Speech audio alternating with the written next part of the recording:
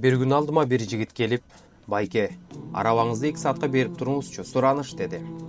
Көрүнүшүнөн жакшы кийинген, кем багалга окшобойт эле. Мени маскара кылып жатабы десем, колума айдоочулук күбөлүгү менен машиненин ачкычын карматып, «Менин азыр акчам жок.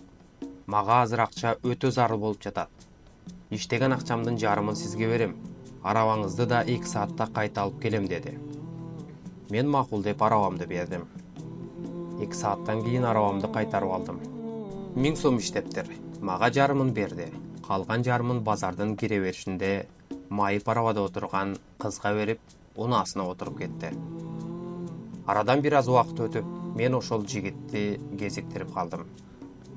Мен ага эмнеге кызга садака бериш үчүн 2 саат тер төгүп иштедиң деп суроо узаттым. Унааңда бар экен, менимче сен акчалуу адамсың. Ошондо жигит: «Анда базарда майда чүйдү алып, жанымда акчам калган эмес эле. Ишканама чейин узун жол, үйүмө чейин 2 сааттык жол эле». Ал кыз майып колдору менен менден пул сурады. Өтүп кете алган жокмун. Ишканага же үйгө барып келгенче мен бармынбы, жокмунбу, Кудай билет. Үйгө барып келген убактыма ушул жерден араба тартып болсо да акча таап, кызды кубантканым жакшы эле. Мен бул жигиттин сөздөрүнөн аябай таасирлендим. Өзүмдүн абалымды элестетип алып уялдым. Ушунча жылдан бери ошол кыздын алдынан акча санап өтөм да, бирок кызга азыраак болсо да мага Кудай берип жаткан ырыскыдан бербептермин.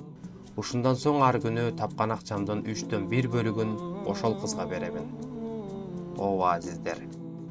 Кээде бизден кимдир бирөө акча сураса, бар кет, акча өзүмө жетпей жатат дейбиз.